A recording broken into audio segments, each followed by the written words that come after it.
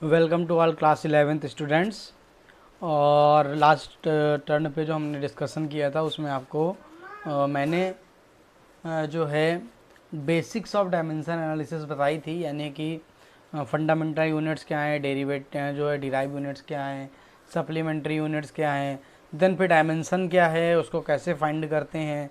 और करीब 8-10 क्वांटिटीज़ के मैंने निकाले थे, बाकी आपसे कहा था कि आपको घर में निकालने हैं। तो अब जो आपके पास अगला है वो है जो सामने आप देख रहे हैं, एप्लीकेशंस ऑफ डायमेंशन एनालिसिस। ठीक है, तो हमें अब इसकी एप्लीकेशंस करनी है। और जो सबसे पहली आती है वो मैंने लिख रखी है ऑलरेडी, डेटा और टाइम सेव करने के लिए, to convert units of one system to other system. एक सिस्टम से दूसरे सिस्टम में यूनिट्स को कन्वर्ट करना है। तो उसके लिए हमने क्या कर लिया कि मान लेते हुए फिजिकल क्वांटिटी P है जिसकी न्यूमेरिकल वैल्यूज़ दो अलग अलग सिस्टम में, एक में N1 है और दूसरे में N2 है। ठीक है, और in two different system and the corresponding units are U1 and U2। और जो करस्पॉन्डिंग यूनिट होंगी उसकी वो क्या होंगी, U1 एंड U2 होंगी। यानी कि न्यूमेरिकल वैल्यू फिजिकल क्वांटिटी की दो आपने मानी N1 एंड N2, और उनकी जो करस्पॉन्डिंग यूनिट है वो U1 एंड U2 है। आपको और थोड़ी सी इंफॉर्मेशन और देते हुए चलें कि हमारे पास क्या है कि MKS, CGS, FPS और SI, ये चार तरह के सिस्टम जनरली आपको मिलते हैं। तो MKS का मतलब मीटर किलोग्राम सेकंड, ठीक है, CGS का मतलब centimetre gram second, foot pound second, और स्टैंडर्ड सिस्टम ऑफ यूनिट्स। ठीक है, तो सिस्टम ऑफ इंटरनेशनल यूनिट्स। तो ये चार सिस्टम बनाए गए। तो अभी जो हम लोग को जनरली कन्वर्जन करना होता है वो MKS और CGS में ही आपका होता है। ठीक है, अब इसके लिए हमने क्या करा कि P इक्वल टू, यानी कि ये क्वांटिटी फिजिकल क्वांटिटी है, यानी कि एक में हमने जो है क्या करा है, उस एक सिस्टम में उसकी वैल्यू N1 है, करस्पॉन्डिंग यूनिट U1 है, और दूसरे में N2 है और करस्पॉन्डिंग यूनिट U2 है। तो इसको हम लोग और क्या लिख सकते हैं कि यहाँ पर हम लोग लिख लें N1 और U1 की जगह तीन, क्योंकि हमने कहा था आपको तीन ही अभी पढ़नी है, MLT, मास लेंथ और टाइम। तो मान लेते हैं M1 की पावर A, L1 की पावर B और T1 की पावर C। ये अपने मन से हमने लेट कर लिया है कि ये यूनिट्स हैं पहले सिस्टम में। ठीक है, P इक्वल टू N1 आ गया। ओके, तो ये इक्वेशन बना लीजिए।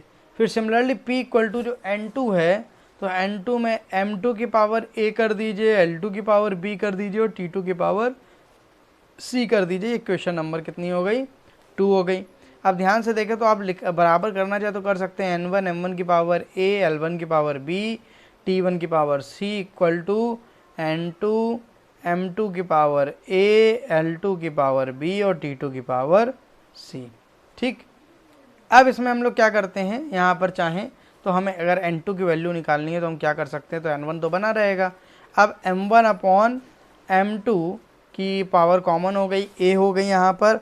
इसी प्रकार जो है L1 L2 की पावर B हो गई, और T1 अपॉन T2 की पावर कितनी हो गई, C हो गई। क्लियर हो गई बात। तो ये जनरल फार्मूला है, ध्यान रखिएगा, ये आपका जो है क्या है, जनरल फार्मूला है। इसका इस्तेमाल हम लोग जो है न्यूमेरिकल्स में यानी कि कन्वर्जन करने में करेंगे। इसको आप 3 मान सकते हैं। अब मैं एक एग्जांपल ले रहा हूँ, बहुत सिंपल एग्जांपल है। To convert force 1 newton force of 1 newton into dyne. ठीक है, तो आपको कन्वर्ट करना है 1 न्यूटन के फोर्स को, किस में कन्वर्ट करना है, डाइन में। देखिए आपको कन्वर्ट करना है। तो मैं आपको बता दूं आपकी हेल्प के लिए कि न्यूटन MKS है, आप जानते भी हैं, और डाइन जो है वो CGS सिस्टम है। तो MKS CGS में हमको जाना है। अब सबसे पहला काम करा जाता है ऐसे में कि फोर्स का नाम लिया गया है तो आप सबसे पहले डायमेंशंस लिखेंगे फोर्स की। तो डायमेंशंस ऑफ फोर्स, तो आपको मालूम कितनी होती, MLT की पावर -2, ये होती है डायमेंशन MLT की पावर -2। अच्छा, दूसरी चीज़ यहाँ पर इस फार्मूले को अगर देखें तो M1 अपॉन M2 की power A, L1 upon L2 power B, T1 upon T2 power C। That means यहाँ पर जो MLT की पावर होंगी वो ABC की वैल्यू होंगी। सो A की पावर वैल्यू कितनी हो गई, 1, M की पावर 1 है चूँकि, L की वैल्यू कितनी हो गई 1, और T की वैल्यू कितनी हो गई -2। मेरे ख्याल से आपको इसमें कोई डाउट नहीं होगा। अब सीधे क्वेश्चन नहीं करना, फार्मूला यूज करना है। तो N2 इक्वल टू N1 की जगह 1 है क्योंकि 1 न्यूटन का फोर्स है, M1 अपॉन M2। तो अभी आप क्या कर दीजिए कि m1 अपॉन m2 ऐसे ही लिख दीजिए, और पावर हो गई a यानी कि 1, L1 upon L2 power b यानी कि 1, और T1 अपॉन T2 की पावर हो गई माइनस का 2। अब देखिए अगला काम आपको क्या करना है, m1 का मतलब यानी कि पहले वाले सिस्टम में मास की जो यूनिट क्या है, तो देखो MKS है तो MKS में मास की यूनिट किलोग्राम होती है, तो आप इसको चाहे तो लिख सकते हैं किलोग्राम, किलोग्राम। और M2 सीजीएस में है तो यानी कि कितनी हो गई, ग्राम हो गई, ठीक है। इसी प्रकार L1 का मतलब हो गया मीटर, और L2 का मतलब हो गया सेंटीमीटर, पावर 1 है। और ये हो गया सेकंड, T1 का मतलब, और T2 का मतलब भी सेकंड, क्योंकि आप देख रहे हैं MKS और सीजीएस लास्ट में सेकंड आ रहा है। अब इस सेकंड से कोई मतलब नहीं है आपको, किलोग्राम को ग्राम में कन्वर्ट करिए तो 10 की पावर 3 ग्राम होता है भाई, ठीक है ना। तो 1 किलोग्राम इक्वल टू होता है 10 की पावर 3 ग्राम, ऐसे लिख दीजिए, ग्राम से ग्राम कट गया। देखिए मीटर को आप 10 की पावर 2 सेंटीमीटर लिख सकते हैं, 10 की पावर 2 सेंटीमीटर, तो इधर सेंटीमीटर कट गया, यानी यहाँ पर कितना आ गया, 10 की पावर 5 आ गया। तो ये हो गया 10 की पावर 5, और ये कितना हो गया, डाइन। तो यानी कि 1 न्यूटन का जो फोर्स आपको निकालना था वो निकल के आ गया 10 की पावर 5 डाइन। तो इसमें कोई मेरे ख्याल से आपको परेशानी की बात नहीं है, सिंपल सा लॉजिक था। तो ये मैंने इसको करके दिखा दिया यहाँ पर, इस तरीके से आप देख सकते हैं पूरा। और अब इसके बाद आपका जो होमवर्क है वो है, हम दे रहे हैं आपको, कन्वर्ट करना है, to convert work of 1 joule into erg. तो ये आपके होमवर्क का क्वेश्चन है कि आपको जूल से अर्ग में कन्वर्ट करना है, जूल MKS में है, और जो अर्ग है वो आपका सीजीएस में है, ठीक। तो ये करना है। अब हम लोग मूव करते हैं नेक्स्ट एप्लीकेशन की ओर। सो हमारी जो दूसरी एप्लीकेशन है वो है to check the correctness of an equation. तो एक इक्वेशन की आपको करेक्टनेस चेक करनी है, तो हम बहुत इजी वाला एग्जांपल ले रहे हैं। तो इजी वाला एग्जांपल हम ले रहे हैं, S equal to ut plus half AT²। ये बहुत कॉमन इक्वेशन है, आपने पढ़ी होगी इसको। तो जहाँ पर S क्या है, वेयर,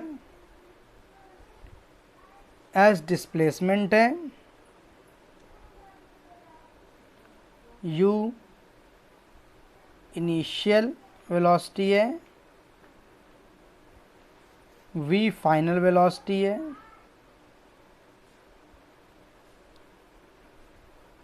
A एक्सेलरेशन, और T टाइम है। तो ये सारी चीज़ें क्लियर। अब आपको चेक करना है ये इक्वेशन सही है या नहीं है। तो सबसे पहले हमेशा इक्वेशन का लेफ्ट हैंड साइड लीजिए। तो लेफ्ट हैंड साइड में S है, तो डायमेंशन ऑफ S लिखिए, डायमेंशन ऑफ S। तो ये तो डिस्प्लेसमेंट है, तो इसकी डायमेंशन L हो गई। अब RHS में जो इंडिपेंडेंट टर्म है उनको अलग अलग उनके डायमेंशन निकालिए। तो सबसे पहले आपका डायमेंशन ऑफ UT निकालिए, UT। तो U क्या है, इनिशियल वेलोसिटी, LT इनवर्स, और T क्या है, कैपिटल T लिख दिया स्मॉल t की जगह। तो अब कितना हो गया, LT इनवर्स +1, ये +1 है ना, तो ये ख़त्म हो गया। तो कितना बचा, L बचा। अब इसके बाद इसी में डायमेंशन ऑफ हाफ AT² निकालिए। तो देखिए हाफ का तो कोई मतलब होता नहीं डायमेंशन में, A का मतलब एक्सेलरेशन यानी कि LT की पावर -2, और T² का मतलब T का स्क्वायर। तो यहाँ से ध्यान से देखिए फिर से L आ गई। अगर तीनों में आप देख रहे हैं जो है जो डायमेंशन है तीनों की अगर सेम आई है, तो फिर आप कह सकते हैं ये इक्वेशन बिल्कुल ही एकदम करेक्ट है, यानी equation is correct, equation is correct. Okay, एक और एग्जांपल ले लेते हैं सेकंड, जिससे काफ़ी कुछ क्लियर हो जाएगा। तो सेंट्रीपिटल फोर्स दिया हुआ है कहीं पर, सेंट्रीपिटल फोर्स, ठीक है। Capital F equal to formula होता है mv²/r। अब ये चेक करना फार्मूला सही है कि नहीं है। तो सबसे अब यहाँ पर m क्या है, वेयर, m मास है, v वेलोसिटी है, r रेडियस है, ठीक। तो सबसे पहले आप निकालेंगे LHS, लेफ्ट हैंड साइड लेंगे। तो पहले निकालेंगे डायमेंशन ऑफ F। तो डायमेंशन ऑफ F कितनी हो जाएगी, mLT की पावर -2 लिख दिया। इसके बाद RHS आप निकालेंगे। तो डायमेंशन ऑफ mv²/r निकाल लीजिए। तो mv²/r पूरा एक ही टर्म है, तो मास की तो m होती है भाई, v की LT इनवर्स का स्क्वायर हो गया भाई, और r का l हो गया। ठीक है, तो अब आपके पास आ गया m, और ये हो गया, ये हो जाएगा l², और जब एक l ऊपर नीचे से ऊपर जाएगा तो केवल बचेगा l और t की पावर -2। देखिए दोनों साइड की इक्वेशन डायमेंशन बराबर आ गई, यानी कि equation is correct, equation is correct. ठीक है, सिंस LHS बराबर कितना हो गया, डायमेंशन ऑफ LHS बराबर डायमेंशन ऑफ RHS। ठीक, तो ये आपकी जो है दूसरी एप्लीकेशन हो गई है। अब इसकी बहुत सारी प्रॉब्लम आपको बुक में मिल जाएंगी, वो सारी प्रॉब्लम को आप देखिए और आपको क्या करना है कि करके दिखाना है होमवर्क के रूप में, बहुत सारी मिल जाएंगी। अब हम लोग चलते हैं थर्ड एप्लीकेशन की ओर। Okay, so third and last application is to establish the relation among various physical quantities. मैंने क्वेश्चन लिख दिया है, a body tied with string and performing SHM where mass of body small m, length of string small l and acceleration due to gravity is small g, find formula for time period of body. तो आपको ये जो है formula निकालना है। तो सबसे पहला काम आपको देखो इसमें क्या करना है, एक्सट्रैक्ट करिए क्या क्या इन्फॉर्मेशन दी हुई है। निकालना क्या है, टाइम पीरियड, तो टाइम पीरियड निकालना है। तो टाइम पीरियड मान लेते हैं आप कैपिटल T। किस पे डिपेंड कर रहा है, डायरेक्टली प्रोपोर्शनल का एक साइन लगा लीजिए। उसने कहा मास पे तो स्मॉल m की पावर a, लेंथ पे l की पावर b, और g पे g की पावर c। इसको आप मान लीजिए इस तरीके से, और इसको चाहें तो आप लिख सकते हैं k m की पावर a, l की पावर b और g की पावर c, इक्वेशन नंबर 1। क्योंकि मास उसमें दिया था तो हमने मास को भी ले लिया, लेंथ दिया था लेंथ ले ली, जी दिया था जी ले लिया। अब क्या करेंगे, राइट द डायमेंशन ऑफ